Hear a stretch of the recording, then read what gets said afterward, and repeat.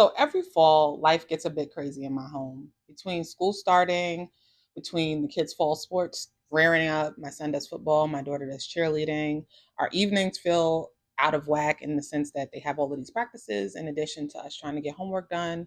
Our weekends often feel very full as well between the games and just other obligations that we have. Things can begin to feel quite crazy. I do consider myself an organized person. I have all the lists, the calendars.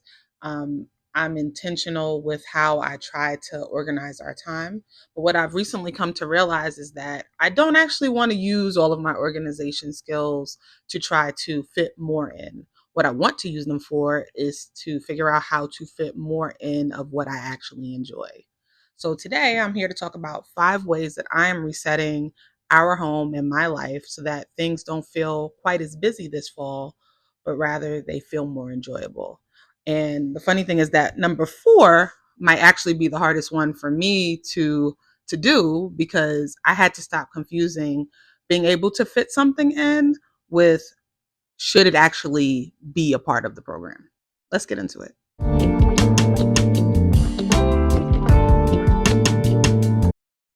So, hello, my name is Dr. Tiffany Harrison, and welcome to Tiffany Does It All. I am a wife, a mother of 2. I'm a creator, an educator. And around here, we're figuring out what doing it all actually looks like when you are a woman who has a ton of responsibilities, but who also still wants to have a lot of fun. To give you some background about me, I have a full time career. I'm raising 2 kids. My kids are 8 and 10. They have a ton of activities. In addition to that, we got real bills, we got real laundry, we got real dinner that has to be made every night, and appointments on the regular that all have to get done. Most importantly, though, even though I am responsible for all of these things, I don't want them to be my entire life. I want to take the trips. I want to go out to dinner with my friends. I want to do a cool family fall activity. I also want rest. Like, I need time where I can just be with me. I want to be able to read the book or watch my television shows without feeling like, oh my goodness, I'm chilling and there's something else that needs to be done. So for me, organization isn't about seeing how much I can accomplish. It's about handling the things that I need to handle as efficiently as possible so that I have time to do all of the things that I want to do. And that's really what this fall reset is about. So let's talk about the 5 things that I'm resetting this fall before the season fully gets underway. Part 1 of my reset is to make sure that I have the full picture.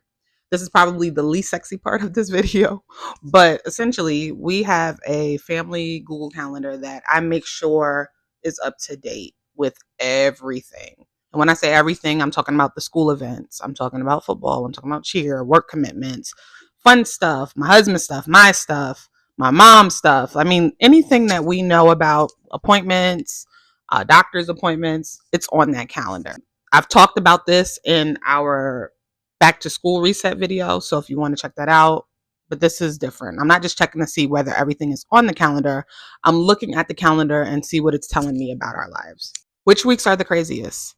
Which evenings are packed? Which weekends already have a ton of commitments? Where are we going to need help from, let's say, the grandmas or from somebody else who may assist me with my kids? Where do I need to plan ahead? And most importantly, where are the open spaces? Because we got to have some. We can't have everything booked to the T from beginning to end on every single weekend. In the past, I used to look at an open Saturday and think, oh, we're free. What can we put there? Now I look at an open Saturday and think, we're free. Thank God. Let me block out some rest for me and for the kids and for my husband as well. And I can't make good decisions about what else belongs on the calendar until I really have a good understanding of what's already there. So, reset number 2 is fixing the predictable friction. Once I look at the schedule and I have an idea of all the things that we are scheduled to do, I start to look for friction. And for me, friction are all the little things that don't actually amount to a major problem, but have the ability to piss me off every single day. Think about it as like death by a thousand cuts. Things like, where does the football equipment live? Because if I come in every day and it's sitting by my front door, I'm irritated. Or where does the chair back go? What do our mornings need to look like so that way everybody can get out of the house on time without, or maybe not without, but with minimal tears or minimal pushback from the kids? What happens on the evenings when we get home late? So, for those of you that don't know, I coach my daughter's cheerleading team. So our practices generally are 6:30 to 8:30, which means we're probably not getting home until about 9 o'clock. What does our evening look like once that happens? What works well for us during the summer doesn't work as well during the fall, because during the summer our schedule is a lot more flexible. We're able to do all of the things and come and go as we please, because while my schedule is still a little bit static, theirs are a lot more flexible. But during the school year, everybody's schedule is static, and so we need to make it work in a way that feels good for everyone in the house. What I don't need is a Pinterest worthy command center. What I also don't need is to be spending 15 minutes looking for somebody's cleats when we're already a few minutes late trying to get out the door. I'm trying to solve predictable problems before they become an irritation. And this is one of the reasons that I love systems. Every little problem that I can solve ahead of time gives me a little bit of mental space back, which I need because I'm operating on all cylinders and I need all of my mental space. Number three for me is reducing the number of decisions that I need to make. I don't know about you, but decision fatigue is a thing. And if you are a mom, you know how many small decisions we get pulled into that are like, oh my God, this is living in my head. And now my head is about to explode. When life gets busy, I need fewer decisions, not necessarily fewer responsibilities, but I don't want to make 75 unnecessary decisions before 6 p.m. Dinner is a perfect example. These kids and that man need to eat every single night. Me too. I also need to eat every single night. But what I don't need to do every single night is be thinking about, oh my God, what are we making for dinner? So, one of the things that I try to do to help myself is on Sunday, I try to meal prep. Now, I'm not talking about being in the kitchen for 6 hours or anything like that, because I don't have, nor do I want to spend 6 hours cooking in a kitchen. But I do try to pre plan our meals. In our house, our kids' sports schedules are Mondays, Tuesdays, and Wednesdays. So I know what I cook on Sunday night needs to last through Wednesday to make me not have to have as many decisions to make later on in the week. And so I try to do that. If I don't have time to cook enough food to make that happen, I also try to make sure that we have quick meals in the house, things that I can air fry or heat up pretty quickly. So that way, when they're coming in from a practice, again, I don't have to think about what they're going to eat. We know that we have some quick meals that are here and available. We can heat them up pretty quickly and still make sure that my kids are getting nutritious meals so that way they can fuel their bodies to do the things that they love. I'm not trying to optimize dinner so I can win some type of homemaking award. I'm trying to optimize dinner so that way I can get my brain back, because I need it for all of the other things that I need to do. And honestly, that's why I like routines. If I can simplify it, if I can automate it, if I can make it repeatable, then I don't have to make these same decisions over and over every single day. Because the less mental energy I have to use trying to figure out the basic stuff, the more mental energy I have for literally every single thing else.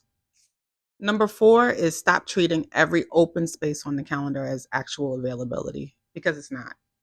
If there's something that I want to do, or if there's something that someone needs me to do, I usually have the ability to move pieces around on the schedule.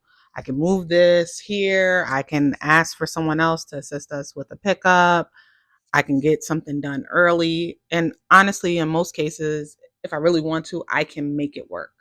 But just because I can make it work, the question I need to ask myself, and you also need to ask yourself, is should you make it work? Because there's a big difference between being technically available and actually having capacity. There's a big difference between making something fit and actually having room for it. And that's an important distinction for me, because most of what's on my calendar are actually really good things.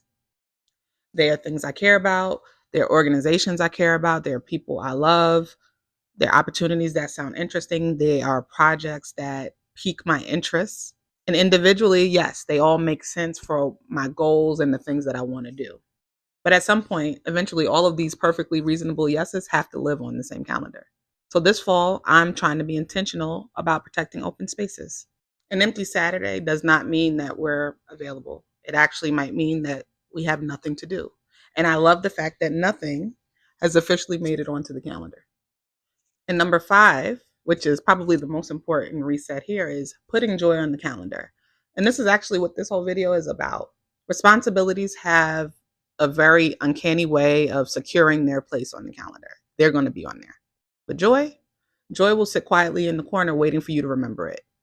So if I'm looking at the whole picture, I'm fixing the friction, I'm reducing the unnecessary decisions, I'm protecting open space, then the question becomes, what am I intentionally protecting that open space for?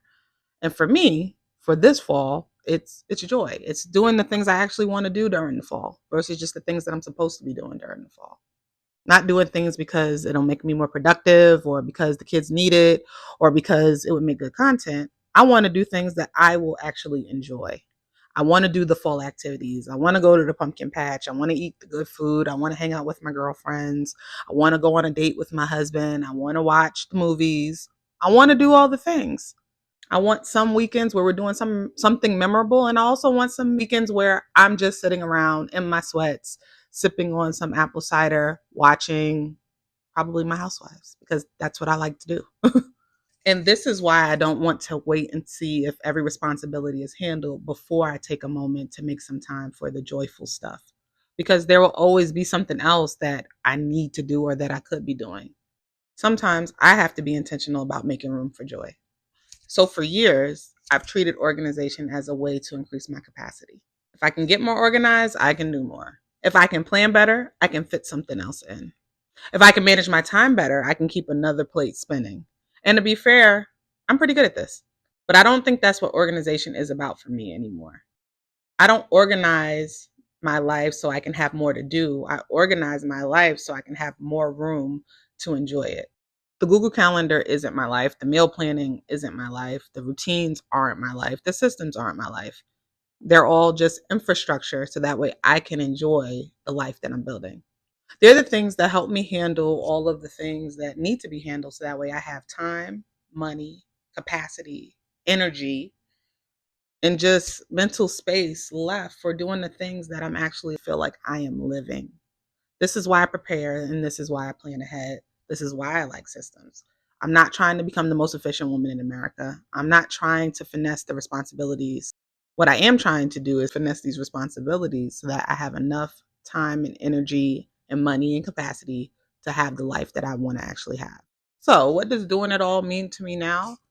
This is something I've been wrestling with, honestly, since I've started Tiffany Does It All. When I started this brand, my kids were a lot younger. I was really deep in those working mom years with two little kids.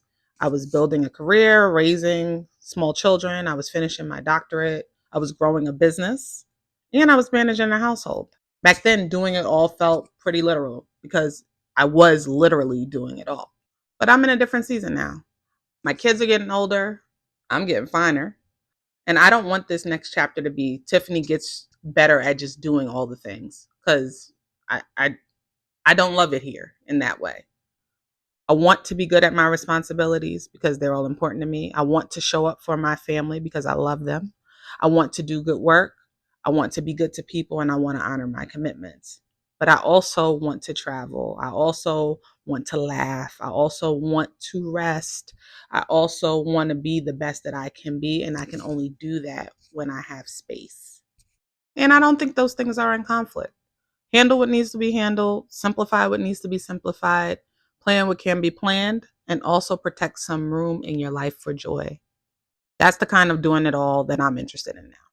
So, those are the 5 things that I'm resetting as we head into fall: getting the full picture, fixing the predictable friction, reducing unnecessary decisions, stop treating every open space on your calendar as available, and putting joy in the calendar too. None of this is about trying to squeeze one more thing into an already full life. The goal is to create enough structure around the things that I have to do so that I can make time for the things that I want to do. So tell me in the comments, what is one thing that you are making room for this fall because you actually enjoy it? Not because the kids need to do it or because you think you should be doing it. Something that you genuinely enjoy, you're going to be intentional about making room for it. And if you find that you are somebody who's handling a ton of responsibilities, but also trying to make room in your life for joy, I really encourage you to subscribe because that's what we're talking about around here. That's what we're trying to figure out. I'll see you on the next video.